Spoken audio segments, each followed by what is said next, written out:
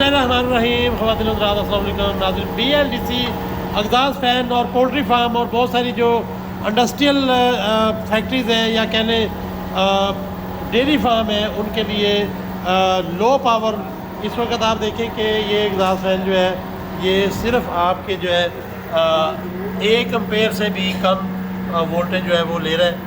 0.7 ampere के ऊपर ये जो है चल रहा है। ये ज़ेम्ड्रा टेक्नोलॉजी ने डेवलप किया, यानी कि ये वाली चीज़ जो है अब ये देखें इस वक्त पूरा जो है ये BLDC के ऊपर जो है ये सारा चल रहा है। तो ज़ेम्ड्रा टेक्नोलॉजी एग्जाज फ़ैन में, इंडस्ट्रियल फ़ैन में, पोल्ट्री फार्म और बहुत सारी जो बाकी हाल और बाकी चीज़ों के लिए भी ये चीज़ भी पूरी की पूरी डेवलप कर दी है। और ये जो है माशाल्लाह चल रहा है आपका 0.7 के ऊपर।